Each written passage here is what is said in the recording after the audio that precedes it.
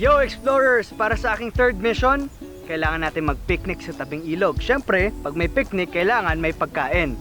Kaya titikman natin ang lutong dumagat na nakakaintriga ang pangalan, ang binungo.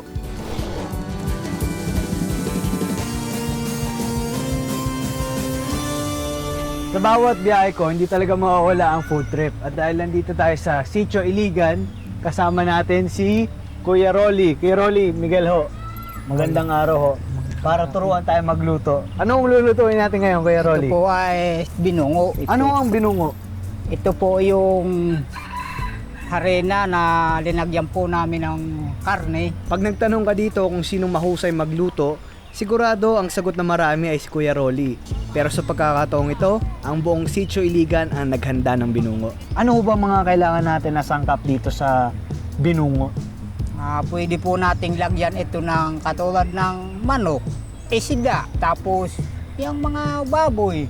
Ang mga kababaihang dumagat ang naghahanda ng mga ingredients. Inasinan at nilinis nila ang bulaklak ng bitukan ng baboy. Oo, explorers, yan ang ginagawang chicharong bulaklak. Ang iba naman ay ginayat ang euro o kamoting kahoy. Yan yung ugat ng tinanim namin ni Kuya Yami kanina. Ito ang magiging pinakaharina ng binungo. Ang sabi ni Kuya Rolly, pwede rin daw itong kapalit ng kanin. Wala po kaming mako ng medyo malapit na may bigas, ito po aming pagkain. At habang naghahanda ng pagkain ng mga babae, ang mga lalaking dumagat naman ay nagsisibak ng kahoy at nagpapaapoy sa lugar kung saan nagtitipon-tipon ang ilang mga magulang sa sitio na tumulong kumuha ng mga dahong gagamitin pambalot. Excited na ako ang tikman. Sige ho, lutuin na ho natin. Anong dahon ang ginagamit po pala? Ito ay yung dahong kinukuha namin diyan, yung kung tawagin namin tiklopan. Tiklupan? Kung wala hong tiklupan, ano ho pa pong pwede kong gamitin? Dahon ng saging, pwede ho ba? Pwede po dahon ng saging. Pwede ho. Oh. Ang mga dahon ng tiklopan ay pinadadaan sa apoy para mas lumambot at mas madaling mabalot ang lulutuing binungo. At kapag ganda na ang mga dahon, nilalatag na ang kamoting kahoy at saka nilalagyan ng palamang bulaklak ng bitukan ng baboy. At kapag nabalot na ito, saka naman ilalagay sa loob ng buho. Tapos, paano ho siya niluluto? Parang iniihaw lang po. Opo, iniihaw lang po namin dun sa apoy. Tinuro po sa amin ito nung aming mga tatay, nanay. Dahil kami po ay sa kabundukan na mumuhay. Ay wala po kaming makaldero noon. Ito po ang tinuro nilang pagluluto sa amin. At ito na, papunta na tayo sa exciting part. Ito na po ito.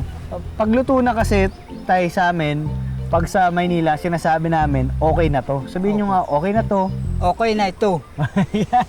Sige, kainin na ho natin. Tikman natin ang binungo. Ayan.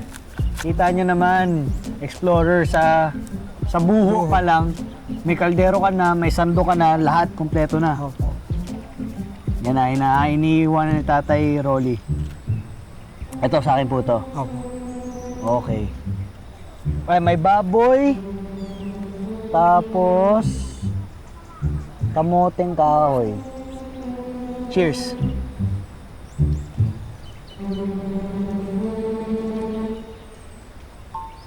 Ang sarap. Ang sarap. Para siyang ano, parang siopaw. Parang kumakain ng siopaw. Ang galing. Itong pagluto ng binungo, sinusubukan niyo po bang ituro sa mga kabataan ngayon? Turo po namin doon sa mga anak namin, mga apo. Para sa mga magiging anak at magiging apo nila, at least marunong po sila. Buhay ang tradisyon ng pagluluto ng binungo. Pero masarap talaga. Tay Rolly. No? Pwede pa pong huminga? Opo. Ang nagpapalasa sa kanya yung baboy. Yung oil ng baboy, nagpapasarap. Maraming salamat, Tay Rolly. Ayan, explorers, meron na tayong pagkain. Napakasarap.